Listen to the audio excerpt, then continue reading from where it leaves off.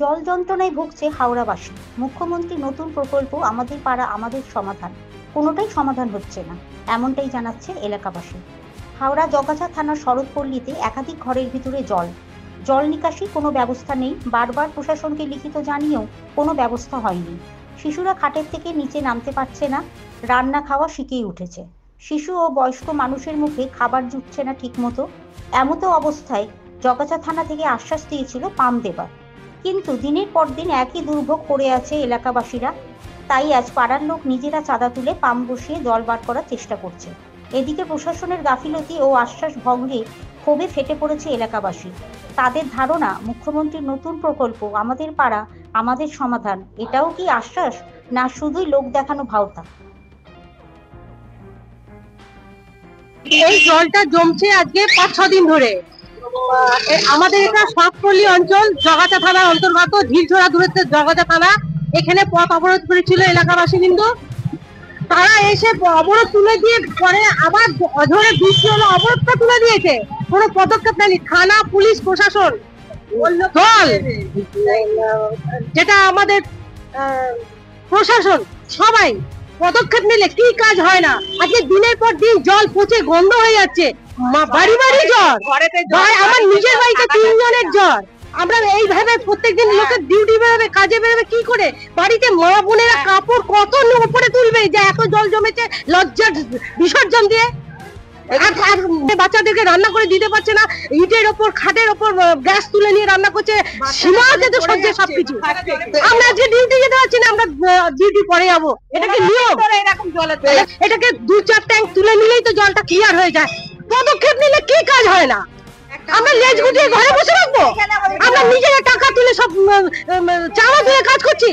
প্রশাসন থাকছে, দমকল কোথায়? জলকল এসছে, আমরা নিজেরা টাকা তুলে কাজ করছি। এটাকে নিয়ম নাকি? সরকার থাকতে, প্রশাসন থাকতে আমরা এইভাবে মরবো? প্রত্যেকটা বাড়িতে জ্বর, এরপর তো মহামারী হবে। 15 দিনে ভোটও তো দিতে যেতে পারবো না।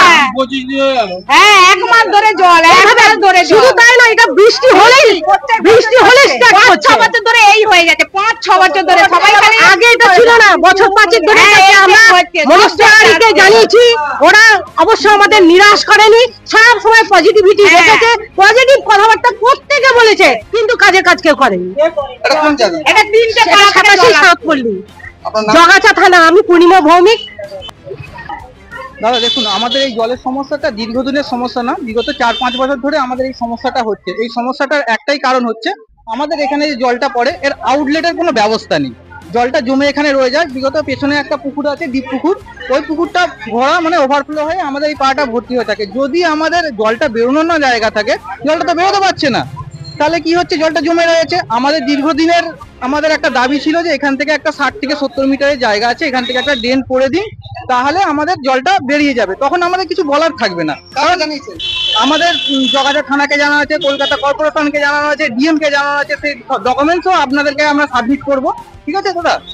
এরপরে এমএলএ কে জানানো আছে। যখন আমরা ডকুমেন্ট কলকাতা কর্পোরেশনে দিতে গেছিলাম, আমাদেরকে 3 থেকে 4 ঘন্টা বসিয়ে রাখা হয়েছে, একটা পাম্প পর্যন্ত জোগাড় করে দেয়নি। আমাদের নিজেদের টাকা দিয়ে পাম্প জোগাড় করে দাদা চালাতে হচ্ছে, এরকম অবস্থা। আর যদি আমরা পাম্প না চালাই, আজকে ছোট ছোট বাচ্চারা নিচে বসে আছে, তাদের খাটা বসে আছে, নিচে নামতে পারছে না, কারো বাড়িতে রান্না হচ্ছে না, জল ঢুকে গেছে, এরকম সমস্যার মধ্যে পড়েছি। কোনো সরকারি প্রতিনিধি বা কোনো সরকারি অফিসার কেউ এর জন্য কোনো প্রতিকার বা কোনো দেখতেও আসেনি এখানে, ঠিক আছে? আর একটা যেটা ব্যাপার হচ্ছে, সেই 2 দিন আগে আমরা এখানে বন্ধ করেছিলাম রাস্তা, পুলিশ প্রশাসন এলো, বললো দাদা তোমাদেরকে আমরা একটা পাম্প জোগাড় করে দেবো। তারা সেই প্রতিশ্রুতি পর্যন্ত রাখলো না। আমাদেরকে আজকে নিজের পকেট থেকে পয়সা দিয়ে করতে হচ্ছে। তাহলে সরকারটা কিসের, আমাদের থেকে কিসের জন্য ট্যাক্স দিচ্ছে? সরকারটা ট্যাক্স নিচ্ছে আমাদেরকে সুস্থ পরিষেবা দেবে বলে তো। যদি পরিষেবা নাই দিতে পারে, তাহলে আমরা ট্যাক্স কেন দেবো সরকারকে? আজকে জলের ট্যাক্স, ইলেকট্রিকের বিলের ট্যাক্স, গ্যাসের ট্যাক্স, রাস্তার ট্যাক্স, এই হ্যান ত্যান করে 1000 রকম ট্যাক্স, কিন্তু পরিষেবা বলে কিচ্ছু পাচ্ছি না আমরা। কেন পাবো না দাদা? আপনাকে আমরা দেখাবো ঘুরে ঘুরে, লোকের বাড়িতে 1 হাঁটু করে জল, বাচ্চারা খাটে বসে আছে, নিচে নামতে পারছে, কেউ কেউ তো রান্নাই করতে পারছে না দাদা, এরকম অবস্থা। খাটে গ্যাসের সিলিন্ডার তুলে সেখানে রান্না করছে, সেখানে খাচ্ছে। আমার নিজের ঠাকুমা 85 বছর বয়স, তার শরীর খারাপ হয়ে গেছে না খেতে পেরে। আমরা চাইছি যে এর দেখুন, এই যে পাম্প বসিয়ে জল ফেলাটা, ওটা কিন্তু মানে সমাধান নয়। আজকে পাম্প বসিয়ে জল ফেলছে, আমরা নিজের টাকা দিচ্ছি, কালকে আবার বৃষ্টি হবে, আর সবসময় তো সবার পকেট থেকে টাকা বের করা সম্ভব নয়। আমরা চাইছি এখান থেকে একটা 50 থেকে 60 মিটারের ড্রেন করে দিক সরকার থেকে, যে জলটা বেরিয়ে যাক। যদি নাও বেরোয় তখন আমরা কিন্তু বলার মুখ থাকবে না, আর যারা আমাদের এখানে বা কোনো রকম রাস্তা জাম করে থাকবে না, তারা এসে বলতে পারবে যে আমরা ড্রেন তো করে দিয়েছি, তোমাদের জল না গেলে আমাদের কিছু করার নেই। কিন্তু ড্রেন যদি না থাকে তাহলে আমাদের তো বলার মুখ আছে, আমরা তো রাস্তা অবরোধ করবো, পুলিশ প্রশাসনকে জানাবো, তারাও তো কাজ করছে না কিছু। এটা কোন জায়গা?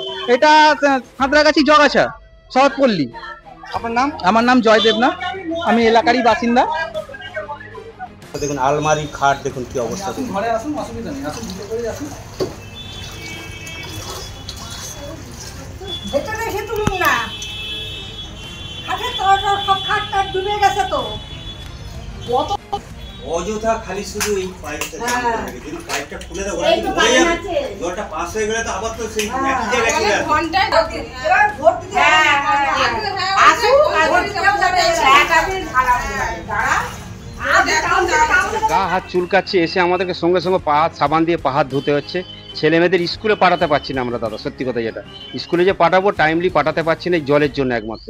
ওদেরকে জুতো পরে স্কুলে যেতে পারছে না, পা ভিজে যাচ্ছে, স্কুলে থেকে সাসপেন্ড করে দিচ্ছে তাদেরকে, বলছে না আজকে ক্লাস করা যাবে না।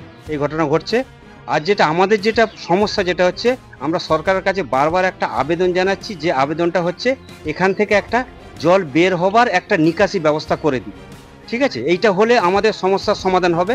তাতে যদি জল জমে থাকে পরে আমরা তার জন্য কাউকে আমরা আপত্তি জানাবো না, আমাদের একটা জল বের হবার জায়গা করে দিই।